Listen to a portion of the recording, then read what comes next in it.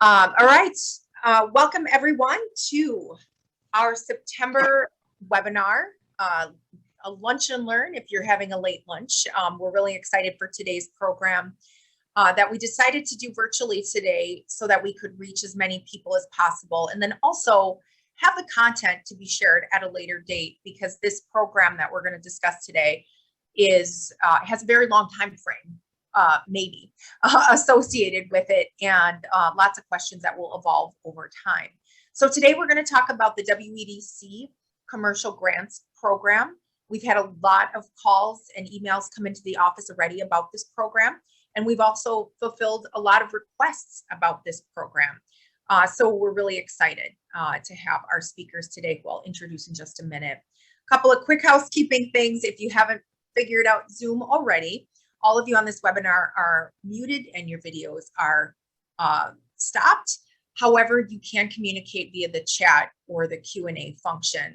Many of you have reached out on email or text while the program is taking place, and I will be sure to answer those questions or ask those questions of our experts. Just a quick rundown of our annual sponsors. Thank you so much to everybody who supports CAR-W, who supports our programming, and who support our organization. Our lead partner, presenting partner, is Ergens. We're so grateful for their support.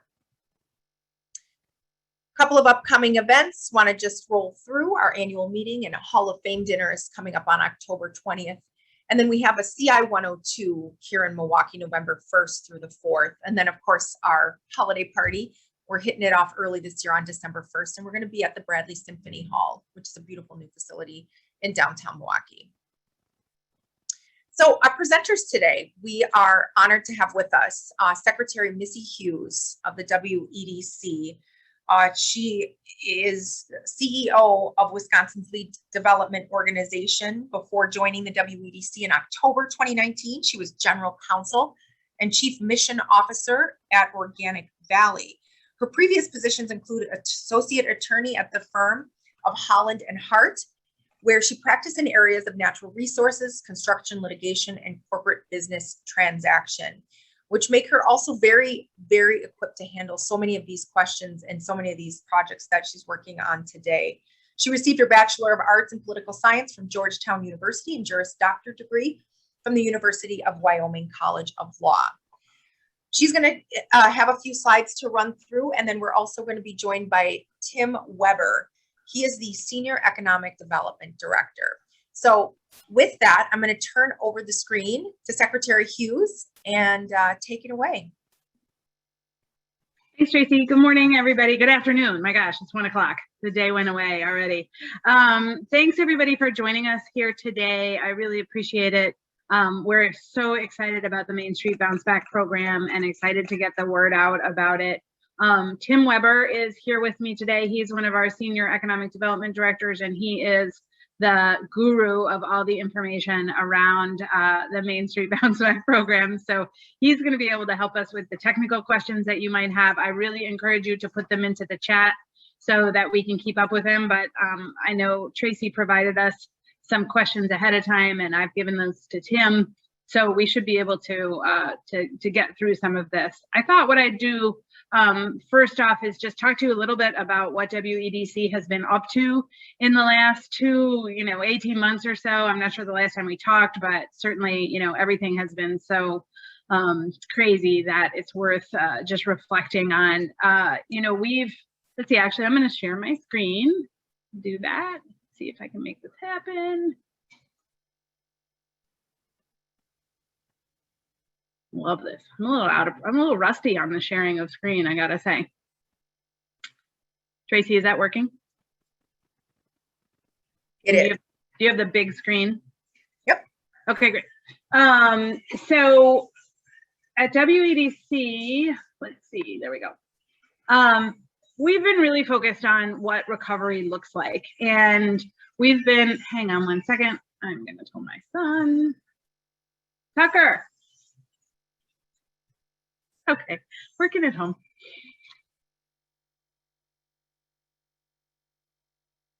Tucker, turn it down. Yeah. So good. So at WEDC, we've been really focused on our traditional economic development work, but also on our work of deploying the CARES Act funding and the ARPA funding. At WEDC, we've been involved in deploying over $600 million worth of the ARPA funds. We've done grants to small businesses. We've supported innovation and problem solving. And we continue to work to try to help and solve some of the workforce challenges that the state is facing. If you're not familiar with our workforce innovation grants, and we have time at the end, we can talk a little bit about that. But if we don't have time, I really encourage you to go to wedc.org for all the information about what we've been doing, but also for information about the workforce innovation grants. So, as we're approaching economic development and we're approaching recovery, we're really thinking about our businesses, right? It's incredibly important that we solve our businesses, and we continue to support them with programs like the tax credit programs, or our EZ programs, or our business tax credit programs. Last week, I was at Generac, which I'm sure many of you are familiar with. We supported them with a business tax credit. This week, I was at AgriPure, and they have a really exciting expansion in the dairy industry that we're supporting. We continue to work to attract businesses. Today, we're announcing the attraction of a business that builds really, really beautiful boats in the Lake Geneva area. If you want a boat that's like George Clooney's boat, you can now purchase that in Wisconsin once they start building those. So we're excited about that. And it just shows the depth of manufacturing that we have here in Wisconsin. And of course, we continue to support our businesses, our communities with our community development projects and our entrepreneurs. We're just continuing to really work at our traditional economic development. But it's all kind of with this mindset of what did we learn during the pandemic, and what are the lessons that we learned? How important childcare is, how important housing and transportation are, and making sure that, as we talk about attracting businesses, as we talk about businesses expanding, as we talk about filling commercial real estate, we're thinking about that quality of life. And that if we want folks to live in Wisconsin, we want them to thrive in Wisconsin, we need to have these basics. Whether it's, as I said, childcare or broadband, or making sure that we have a good public health system so that folks can have preventative health care and take care of themselves and be more resilient when something like the pandemic happens. So we're really trying to approach this in a comprehensive way and think about things. So as we went forward into this idea of recovery, we've been focused on these different pieces of the puzzle, whether it's infrastructure or workforce development, access to education. All of these pieces come together in really thinking about how do we create the economy of the future. And we're having conversations and able to work across the enterprise with all of the other departments, with the governor's office, to really talk about how can we make sure that we're laying the foundations now, we're using the resources that we're getting into Wisconsin smartly, and making sure we can create the economy that we want into the future and solve some of the challenges that we really saw highlighted during the pandemic, whether it's the equity challenges in Wisconsin, or continuing to try to deal with demographic issues in rural Wisconsin. I think I meant to say Milwaukee. So as we were thinking about these resources that were coming in, and recognizing that, we'd put all this support, we had put $600 million worth of support into small businesses. And, for as much as you can do for one small business on I'll use a Main Street, but as we'll discuss, you don't have to be on Main Street for this program. You can imagine that if there's just one small business that's made it through and they're hanging in there, if they're surrounded by 3 vacant spots, it's going to be just a matter of time before they don't have the foot traffic that they need, or that the community is, not able to support the tax base that they're looking for. And so we really wanted to think outside the box and focus on those vacant spaces and think about how could we incentivize getting those filled. And that's really the genesis of the Main Street Bounceback program, and really what we've been thinking about as we started this up and developed it and really thought it through. So our purpose is to really try to fill those spaces so that the business that survived has, you know, folks walking by. So when you drive through a town or you drive down a commercial corridor, you're like, oh, I'm going to stop. It's worth parking. It's worth stopping here because then I can walk around to 4 or 5 different shops at that time rather than, oh, you know, stopping and getting out. I'm personally lazy. I need a couple stores before I'm willing to get out of my car or park. Or, you know, if you think about, we were in the 3rd Ward the other day and looking at the parking there and thinking about, you know, it really, if you park 2 or 3 blocks away, you want to be able to walk into a really vibrant area and spend time there and sit and have lunch and then do some shopping and visit those places that you want to spot. So as we developed this program, we looked at what resources we had. The governor said, you know, we're going to put $50 million towards this. So that is $5,000, $10,000 grants. And these are really intended to be grants that are flexible and available to the business. The business is the one who can make the best decisions about how to use those dollars, whether it's for inventory or rent, or for you know, payroll, all of these things that businesses are facing. I was in a business in Fond du Lac on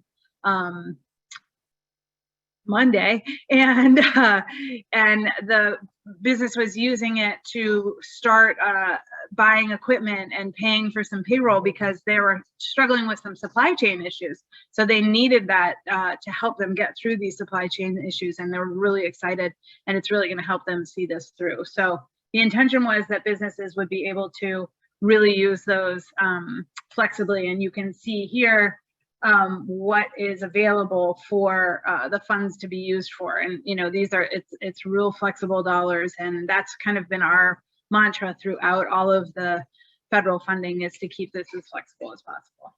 Keep going through here. So this is fantastic. This is one of those moments when you're looking at the PowerPoint before you go through it. And it's available for new or existing businesses, but there's 2 X's here that Tim's going to help me fill in, which is it's vacant for at least XX months. Tim, do you have any idea what that XX is? Yeah, I mean, it can essentially be, you know, vacant for, I guess, a minute, you would say. So if a business is leaving and then another business is coming in, that's considered vacant. Great. And what's really important about this is that this grant program is available from January 1st of 21 all the way through June 30th of 22. And as we looked at this, you know, one of the challenges that we had during the 2020 deployment of dollars was a lot of those dollars were available to businesses that had already been up and running. So oftentimes we needed a tax return from 2019 or from 2020 in order to be able to deploy these dollars. You know, we needed to have something to grab onto to know that these businesses were operating. And so businesses that had opened or entered into their spaces after January 1st of 2021, we're really challenged to find resources and find grants. And so this is reaching back about 9 months and reaching forward into next year. And what's really important as you all are thinking about this is there are so many businesses that have started up in this period of time.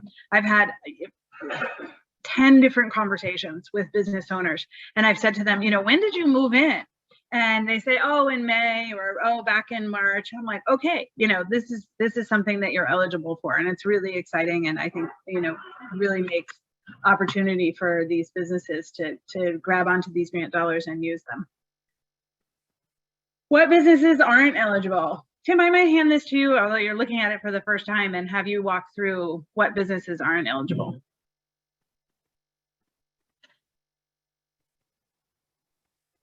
I don't have the list. I think it's on our website though. The biggest one is just it can't be a franchise that's owned by, so like you wouldn't be able to have a McDonald's that's actually owned by a McDonald's. That wouldn't be eligible. But if it's a franchise that's individually owned, that is fine. There's not a whole lot other. The only other really, as far as eligible businesses, would be, you know, if the community that they're in doesn't allow certain types of, you know, sin businesses or whatever you want to call them, on Main Street, that would obviously prevent them from moving in there. But that's not really our criteria. It's the city's. Okay. Those are really the two only ones. I'm hoping you can see my screen. Can you see my screen? Yep. Okay, so there's a list there of. Oh yeah, here you go. Okay, good. I just thought maybe I'd been showing you my email for the last 20 minutes or something. So you can't be renewing an existing lease or expanding into existing space. You can't vacate commercial space and move into another. Tim mentioned the franchise issue, and you can't be an investment property. So it's a short list of what businesses aren't eligible. And, this is why I think just highlight some of the reasons that you all, as the Commercial Association of Realtors, would be interested in this, or the Commercial Realtors Association, sorry, might be interested in these grants and, how it can really help everybody move forward out of this recovery.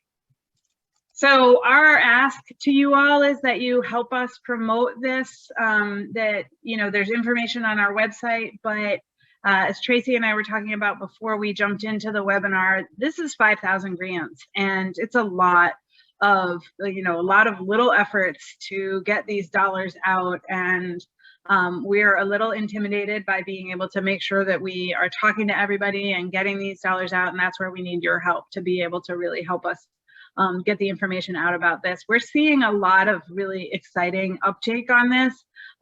There's a little town in Washburn County that's got about 2,000 people in it. And from my understanding, they've gotten about 7 grants, and they've got another 7 applications coming in. When the governor and I were in Fond du Lac on Monday, we had this awesome moment where this woman came walking by, and she was literally holding her $10,000 check. And, I think it was one of the first times that the governor had actually seen somebody benefiting from the dollars that he's been so diligently getting out onto the streets to help small businesses. So it was exciting. And I think with that, I'm probably at the end here. There's the website, but again, you can just go to our main page at wedc.org and find that information. So Tracy, I think we can open it up for questions and more conversation. Yes, we had a couple of really good questions come in, and then we pulled from, I mentioned that I have 4 pages of questions, and there are some themes that are developing.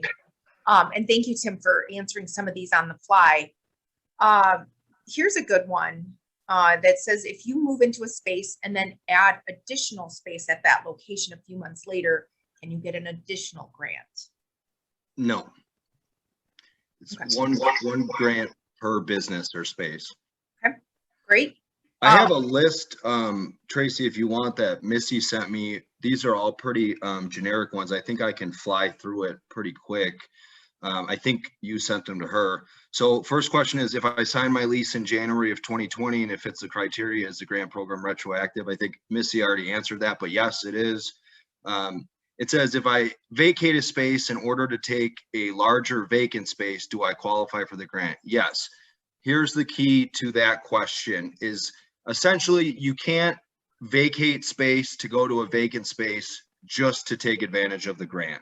But if there is another reason, the landlord and you couldn't come to terms on a new lease, or the space was too small, the space was too big, if there's any other, reason as to why you're vacating to go to other space, then it's fine. You just can't, purposely vacate just to get the grant.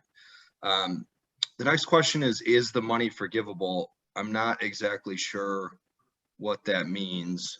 It's a grant. I believe they are taxed on it. They are taxed. That was another question. Mm-hmm. Yeah. Excellent. Next question is, how do I market this program to my clients? That's a good question. And I'm sure, with your guys' entire group, the amount of different kinds of clients and different kind of business owners, real estate owners, is probably, very different. What we've been doing is going out. I was actually really amazed. I went out with one of my employees And we went to places in Adams County, Wood County, kind of, distressed areas of Wisconsin for sure. And we just started putting signs on vacant buildings, and I put my card on there. We put 23 out, and by the end of the week, I had 18 people had saw the signs and called us about information. So when people are aware of it, they seem to really, take interest in the program. But then again, you guys know how to market to your clients better than I do. So I will just leave it there. It says, if I move from out of state, do I qualify for this grant? Yes, that's fine. Is there urgency around applying for the grant? So that's a good question. As Missy said, we have allocated 50 million, or the state of Wisconsin has allocated 50 million for the program. We are, and I think Missy said it, so it's 5,000 total grants. We have received applications, so all of our regional partners have received applications for about 1,200 grants. So puts us a little over 20% of the way there. So we'll have, we should have funding for some time. It is going relatively quick, but I think I think it'll be good for a little bit still. Probably at least 6 months. How quickly are the grants approved? So we have 9 different regional entities that are implementing the grants, kind of taking it the final mile. We have 7 regional plan commissions, and then just because of the way they're set up in the Milwaukee area, it's the Milwaukee Economic Development Group that's handling it, or Milwaukee Economic Development Corporation. And then also in Madison, it's MadRep, Madison Region Economic Partnership, they're doing it. So there could be some variance, obviously the Milwaukee and Madison regions are seeing, more applications just because population wise. But usually it's probably about 2 weeks that it takes to get through the process, 2 to 3 weeks. And then that should, result in getting a check if you're approved. Is this a statewide program? Yes, absolutely. Will there be other programs available for commercial tenants? That is probably more of a Missy question. If there a plan, is there a plan to increase the amount of the grant from 10,000 to 20,000? No, not that I'm aware of. And then it says, can you apply more than once? Yes, if if an individual or a company, or if they own multiple different locations, or open, I guess, a couple locations, then yes, they could apply multiple times. But you can only get 1 grant per location. And then the last question is, are other states doing programs like this? That I am not aware. We did some initial research. So I think you would be able to find some states that are doing something similar, but that I'm aware of, nothing, identical. But obviously with ARPA, there's been a lot of, programs just in our state alone, and then every other state. So there's a lot of different programs being launched. That was my list of questions. A couple more that have come in. You ready? I appreciate the quick fire. Are there restrictions of the timing of moving into the new space, and can it be applied to purchase of a new vacant building? Okay, restrictions as far as timing of moving in the space. If you sign the lease and then you don't move in for a couple months. Right. Yeah. No. Right. Yep. It would just be if they sign the lease. Right. And then what was the second part of that question? I'm sorry, Tracy. Can it be applied to the purchase of a new vacant building? Yes. Yep. So it can either be a purchase or a lease. So that would be fine. I had another question in the chat in regards to, does it have to be a second generation building, meaning that there has to be. So I think that if it was a building that was built, maybe no end user, they just, they built a building hoping to get somebody in it. The pandemic hit, was very hard to find a renter. And now maybe it's been vacant for a year. It's never had anyone in it. Yes, that I think would qualify. But if someone's building a building and the tenants all lined up, that would not qualify. All right. Would commercial property owners who are facing a vacant space themselves qualify for the grant? So it would be the property owner. Or is that like the investment piece Yep. that you're talking about? So we've had that situation. So where there's a real estate entity that owns the building, maybe another individual. Essentially, they would have to have an actual business that's going to operate in there, separate from the real estate entity. But yes, theoretically, that could be the same individual, rent space from themselves, but they need to be, operating an actual business. All right, we're bouncing around. So this is I hope this is okay.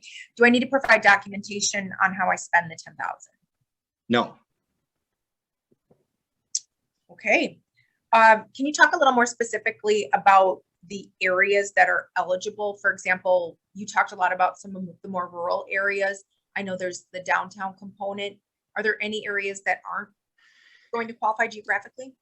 No, definitely not geographically. The biggest question that'll come up in that regards is like large manufacturers. Okay. So imagine, we'll use, what was the one you said, Missy? I can't remember it now. Generac. Generac. Right, Generac. So we are expecting, obviously, that a company like Generac is not going to apply for a $10,000 grant, but technically any kind of commercial space is eligible. So like Missy said, it doesn't have to be on a main street. But yes, geographically though, the entire state is eligible. Okay. Does this apply to a company simply relocating their business to a vacant office space? So yeah, that would be fine. Again, as long as they're not, vacating just for the purpose of getting this grant. But if there's another reason that they have to relocate, and obviously we would prefer them to stay in Wisconsin and continue to lease other commercial space. All right. I think this one could, well, I think we've answered the question. I just want to reiterate it because this is happening a lot.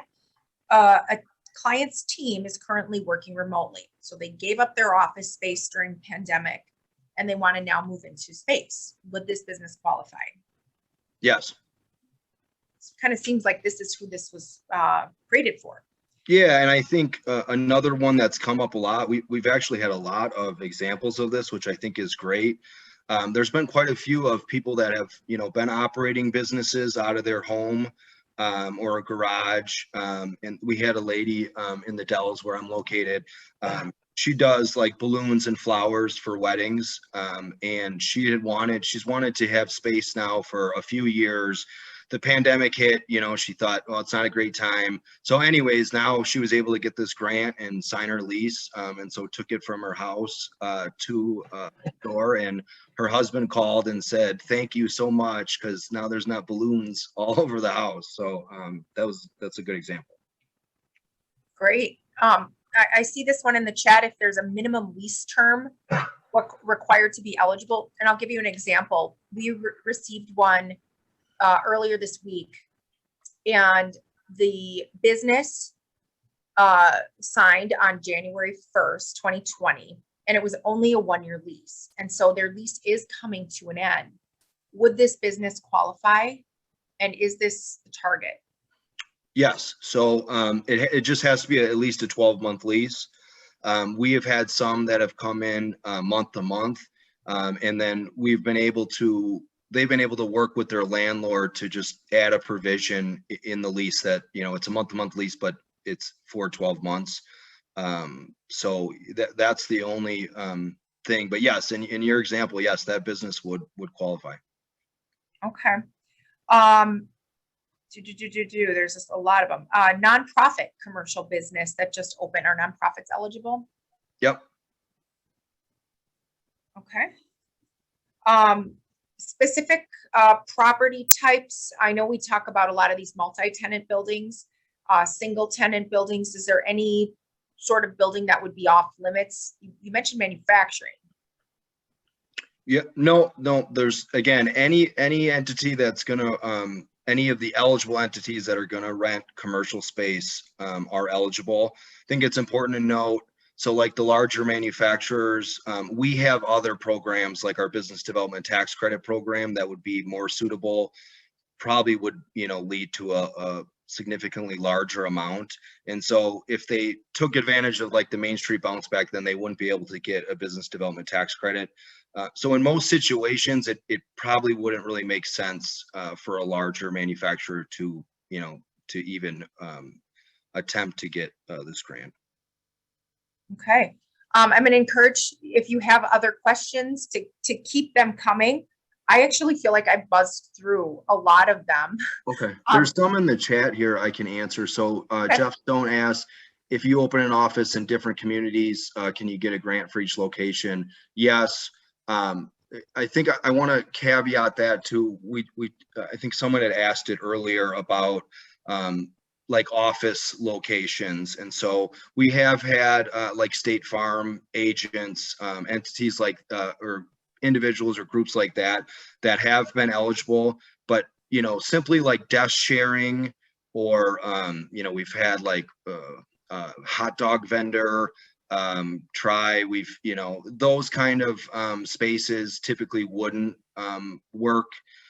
But again, all of these decisions are made at the regional level with the regional plan commissions, and we require a letter of support with the application, and that letter of support has to be filled out by a municipality or maybe a chamber, Main Street organization, and that really is so that we can get a local perspective. So somebody that knows the area can say, yes, this building was vacant, this entity moved in on this date. So all of those are done though, again, at the regional level. So there's always going to be scenarios that come up that you can't possibly think of everything. And so, as the questions get kind of more specific and dig down a little bit, it's really probably best to get to the region that the business is located in and talk to that specific entity. Yeah, and just to add on to that, Commercial Association of Realtors, so our organization is actually one of the organizations that our Regional Development Corp asked to help with providing some of those letters of support. And it's been a great exercise for us in helping our members work with their clients, asking the questions. We've looked at leases. I mean, we're trying to be very thorough and really help guide them. So this is as much for all of our members as it is for us to help Right. answer those questions, because 1,200, you guys have to be inundated with inquiries on this program. Does multifamily account for this, or would that be considered investment? Yeah, well, if it's multifamily residential, that would not count. So it has to be commercial space. I want to piggyback kind of on Tracy, and you kind of mentioned about it's driving conversations for you guys with your clients. And so I think that's been, some of the greatest part about this. And we had the We're All In grants last summer and now this. And, we're connecting with businesses and they're connecting with, their city or their chamber. A lot of these businesses have never interacted with, any kind of group or organization that assists businesses. So I think the biggest thing is, we're getting their contact info. We're now helping them get involved with, other groups or other assistance that are available. So kind of the networking impact that this program and other programs have had has been great. I think really helps us understand our businesses better. I wanted to go, there's other questions. So Jeff also, Michael Rivera, you guys might know this answer better than me. He wanted to know, is there a list of available properties that are located in downtown Milwaukee? I'm not, I also am wondering that too. I don't think we've looked into that at all, but that would be good, I think, for all of us to have. Yeah, it's interesting. I actually hadn't thought about this, but we do have a platform, a statewide platform. And we do have, I would think we have vacant spaces identified, probably more along the lines if they're, being represented, but let's check into that. And if that's another tool that we can help bring to the table, we've done that with, when the Opportunity Zone program was out, we were able to identify properties that lie within the opportunity zone. So I have a note to work through that. Okay. Yeah, I'll look into that on our end as well too, because we might have some of or be able to get some of that information too. So Okay. that's a good idea. Thank you, Michael, for that question. And then I think he continued on. We're a public relations and marketing firm in Milwaukee. Do you have? Okay, same thing. Oh, we do. Yes, there is marketing materials on the website. We have like a marketing toolkit. And Tracy, I think I'll just send that to you, and then if you want to send it to all the members. But it has, you know, basic marketing, email templates, and you know, other type of signs, that sort of thing. Next question is from Benjamin Filk. Maybe I can't see the rest of his last name. Is there a contact we can send clients to in order to apply and have questions answered? Yes. So the best approach probably is just to send them to WEDC's website. So our website basically would just ask them if they're interested, they click a button. The most important part though is they put in their address, their county, and then that sends them, it sends them an email to the regional entity that is running that area, and then also back to the business that was interested and connects them. Or else, yeah, you can look on a map. The website will have a map that shows which, you know, which entity is running a certain region. You could also reach out to them directly. They have their contact info on there as well. Okay, next one is. I went ahead and did that as just out of curiosity to see what the process was like, even though our association wouldn't qualify. And Sure. it is automated, and I am getting follow-ups because I actually didn't apply for a grant. So yes, Sure. it is through the M7, and it's Marjorie Rucker Yeah. in this Milwaukee area. So that kind of automated communication is going back and forth. And I bet at some point it gets personalized, like, hey, we heard from you, but we haven't heard from you. So that, I agree, that's the best place to start. Your website is phenomenal. Yeah, and Tracy, we just actually updated theirs in the M7 region 2 days ago. So the new contact is Dave Latona, and he works with Marjorie. And then also they did actually change the email to be more personalized. So exactly what you said. So I think if you want, I can keep getting to the rest of these.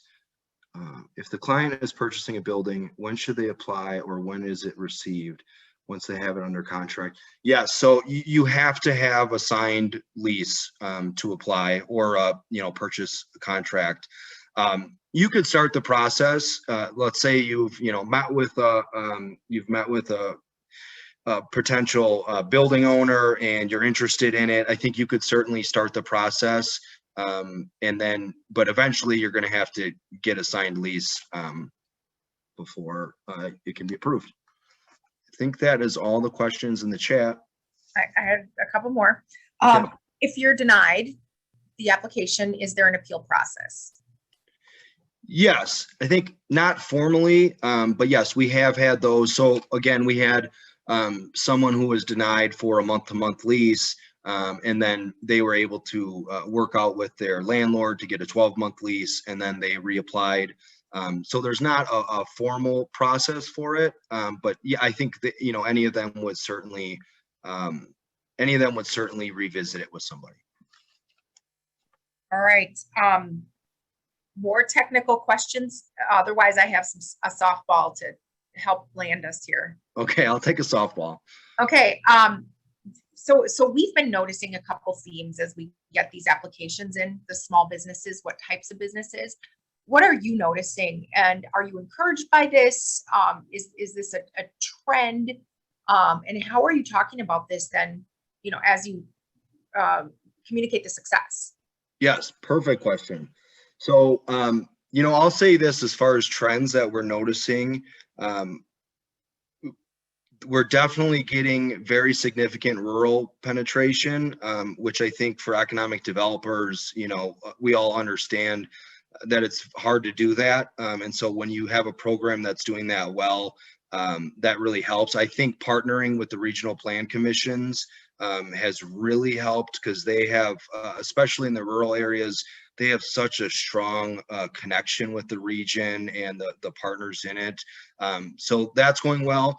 The other interesting thing is, you know, I can't remember the exact number. It's around like 70% that we've seen have been businesses with 10 employees or less. So we're also really, you know, getting to these smaller businesses. And I think for me, like, you know, working at WEDC for 8 years, I love working with all businesses, but we don't often get to work with these very small businesses. So it's exciting in that sense. So we are, Tracy, we're working with a group, I can't remember their name. They're with UW Oshkosh. They're data people. And so we had them when the pandemic started. Missy had them do a business survey for us to kind of determine, you know, what businesses need, what issues they're seeing, that sort of thing. So the same group now is going to look at the Main Street Bounceback, kind of the data we've gotten from that, and then also the data that'll be coming in from the Workforce Integration Innovation Grant that Missy was talking about. And we'll be able to see, you know, how well these programs responded to the needs and wants that the businesses had. So I think, you know, that's pretty exciting. I mean, just the educational information for how, you know, economic development programs responded to a pandemic, how effective they were, you know, I think that is extremely valuable in its own. Great. Here's an add-on to that, and then I think we can wrap it up. Sure. Is you know, we talked about the trends, obviously people coming back to work, co-working space. We have a lot of food halls opening in at least the Milwaukee area. Are these kinds of places eligible? Because they often will kind of share maybe a space. How do you look at that? Yes, so that is a very good question. We've had a lot of spaces or a lot of questions in regards to incubators or co-working space, desk sharing. It gets very you know, it has to kind of be answered at the regional level. So typically no on working spaces. Food halls, I'm not even sure I fully understand, I guess, what those are. So that's a good question. We'd have to look into it. But again, I don't want to take it away from the regional plan commission. So, or the other groups that are doing it. It's their call when it gets down to that level. Yeah. All right. Final question. Is there anything that we as an organization or as individuals, what parting request or information would you ask us to consider? No, I just think, you know, we appreciate your help getting the info out to your clients and any other people in your network, and just continue to do that. And I would add, you know, as I travel around and drive through our communities, I often see, you know, the sign in the window that says for lease, call, you know, this number. And I think like, okay, how do we access that landlord or that property owner so that they know about this opportunity? And you know, as much as you all can help do that, you know, where you know that there are vacant spaces and you know somebody is looking to lease them out, make sure that they know about this opportunity. And if they have somebody come in and says, well, I'm thinking about it, you can say, hey, you know, part of your consideration could be that you're eligible for this. But it's finding those phone numbers and the person behind those phone numbers and getting in touch with them. And if you all can help us do that, I think we'll really move forward. 1,200 grants out of 5,000 so far is great, but that means we got 80% of the way to go. So if you can help us with that, that'd be terrific. I have so many ideas right now, and I think a lot of people on this call have a lot of ideas. The wheels are definitely spinning, and I think we need to get to work. I love helping people spend money. I'm really good at that. So. we're talking about having some kind of a gold star program for whether it's the communities that get the most grants or the, you know, developers. If anybody can help us, you know, think about how we can award prizes for the most grants gotten out, that would be terrific. Okay. And I know I just want to reemphasize. I'm sorry, Tracy, I didn't mean to interrupt you. But A lot of these questions are answered at wedc.org. We'll take the questions that you've provided. And I don't know, Tracy, if you have the capability of sending us the questions in the chat, and we'll make sure that we update our FAQs so that we're providing the best information that we can. Yep, that's perfect. Thank you so much. And if we develop any new resources that connect to our platform, we can go back and forth. We also have some national, this is making me think of some of our national resources that we might be able to employ to this in terms of an economic development communications plan. Again, we just have so many opportunities here. So thank you so much, Secretary. Tim, you did phenomenally. So thank you all for joining us, and watch for the recap, and we'll also share this video edited, of course, and have a great day, everyone. Thank you. Thank you. Thanks.